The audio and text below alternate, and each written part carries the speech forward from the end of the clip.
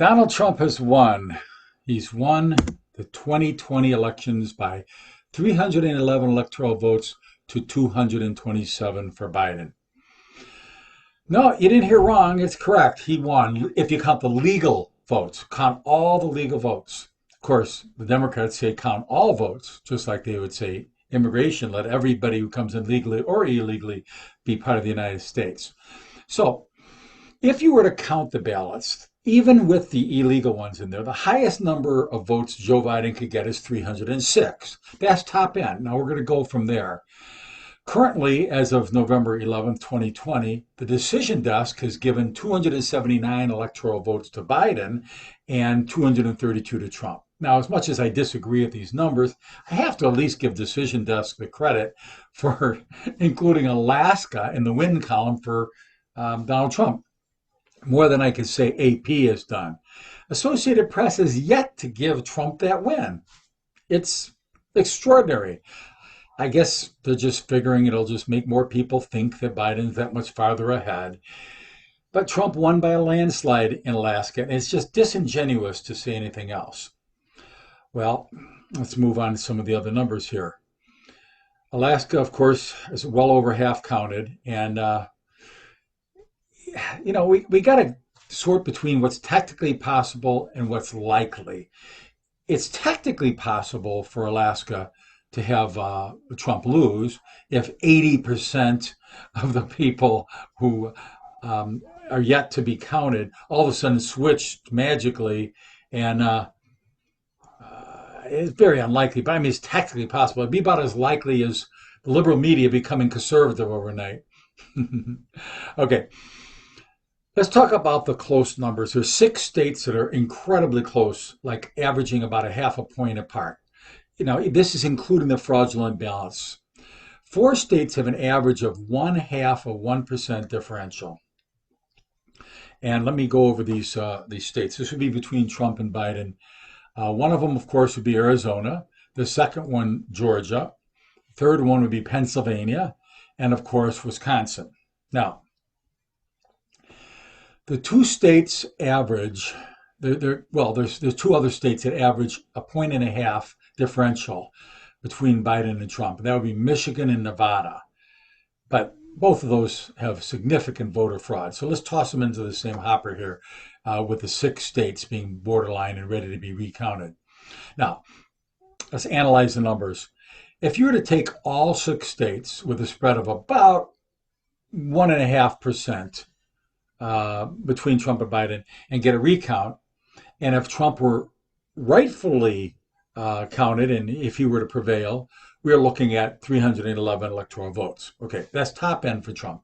I'm not saying he's getting more than that. I've been saying that for last week, 311 votes, if you watch any of these videos. That's far in excess of the 270 needed for a win, right? Okay. But even if you take away any state with more than 1% differential, Trump still wins with electoral count of 289 to Biden's 249. Okay, still a comfortable margin.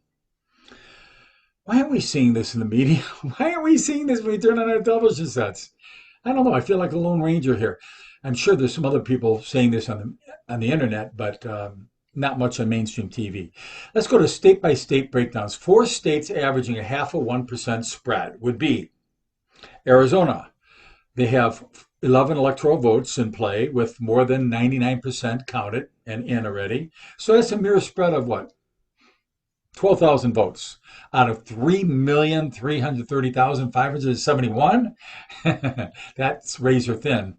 And I haven't shaved today, I should know. Yet Associated Press has given the win to Biden, ignoring the landslide that Trump has in Alaska. And in classic AP style, a liberal double standard.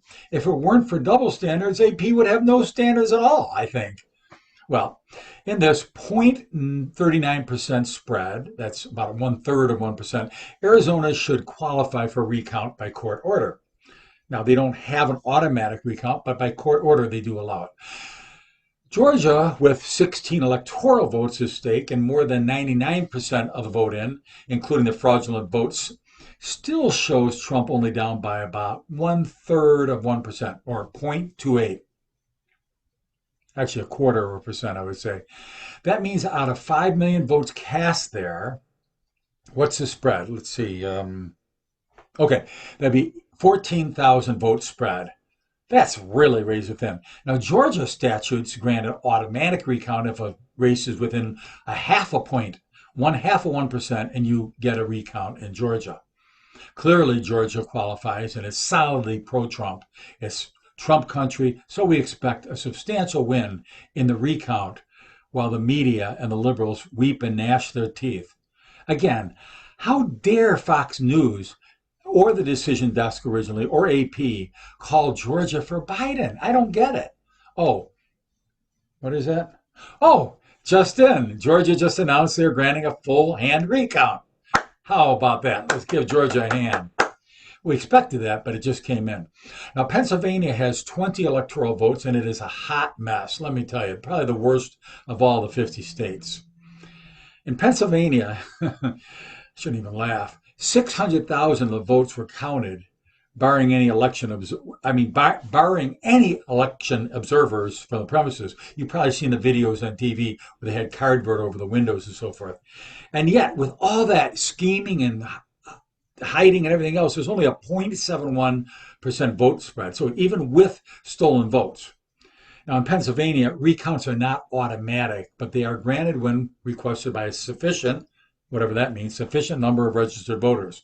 Well, with more than 99% of the vote in Pennsylvania, and out of 6,701,660 votes, this one is destined for nearly 7 million total when the last percent is in and the military vote is in. So, this should be a slam dunk for Trump, right?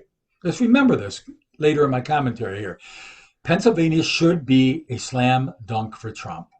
100,000 of those ballots, for instance, had implausible return dates on them. Many were returned prior to the postmark dates. It means you went back in time, came around, and delivered the ballots. Impossible! It cannot happen.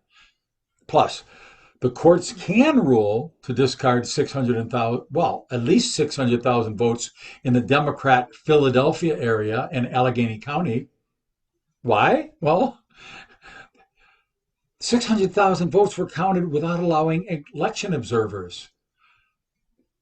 Unless we forget, we have a very conservative Supreme Court now, with Amy Coney Barrett seated with her lifetime appointment. May I say it again? It bears repeating. She's young and seems healthy with her lifetime appointment. Now, mind you, I'm not talking about her being pro-Trump per se. I'm talking about her being fair and honest and give an honest hearing, an honest ruling, counting the legal votes, all legal votes, and not just all votes. Anybody could stuff the ballot box and say, oh, count all votes. I admit I just stuffed them. No, it won't work. Wisconsin now has 99% of all the expected votes in, and they're about 2/3 of a percent, 0.63%. Yeah, I believe it is. And that's including all those padded votes. So unfortunately, Wisconsin doesn't allow for recounts, so this can be a tough one. Candidates have to make a presentation, go through the courts, and well, clearly we need a court intervention here because Wisconsin on their own doesn't have statutory provisions for automatic recounts or recounts, period. Okay, what else, sir? Oh, that would conclude the big four. Now, for the next two that are within 1.5% differential on average, let's see, we got Michigan and Nevada. Michigan first. Michigan has 16 electoral votes at stake here. The current count shows 1.47% with a spread of 95% of the vote.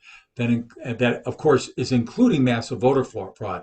It's amazing Trump is doing as well as he is, including all this massive voter fraud and all the media and the pollsters, throwing it for Biden in advance.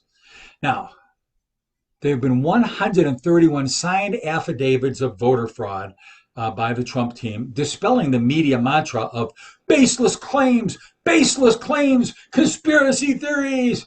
It's not baseless when you have 131 signed affidavits. Now, Nevada, let's move to 6 electoral votes. It's a hotbed of corruption, as we know. with 37,000 votes spread, and we already got 95% of the vote, and it shows 1.75% differential. But Trump was gaining in the recent one. So let's see how that pans out. Now, if you toss out more than the 10,000 voters that voted from beyond this world, not even living in Nevada, who knows where on the moon or wherever they lived, we're going to gain at least 10,000 for Trump there. So, conclusion here, amidst all the conclusion, if you granted an honest recount in the 6 close states, Donald Trump wins, take this down, with 311 electoral votes to Joe Biden's 227. A landslide for the record books. That's nearly a 50% win for Donald Trump. What a difference! What a difference! I mean, it's night and day difference when you count all the honest votes, the real votes. But if Trump wins only states averaging half a 1% differential, Arizona, Pennsylvania, Georgia, and Wisconsin, he still is going to win 289 to Biden's, let's figure this, 249. Okay? I'm, giving Biden the benefit of the doubt. And if Trump wins the close 6 states but does not receive judicial justice in Pennsylvania, it's a tough pill to swallow, this one, but it could happen. You talk about 20 electoral votes. Now, still, even without that, he'd finish 291 to Biden's 247. Worst case scenario, worst comes to worst, and Trump does not receive judicial justice in Pennsylvania or in the 2 states averaging a 1.5 differential, including the fraudulent votes, mind you. Trump would finish, 269 to 269. Oh, it'll be an exact tie. A historical history books, wow moment. Now let's talk about it. If there's a tie in Trump's favor, it would be that he has an extremely conservative military vote coming in, 2 or 3 to 1 probably.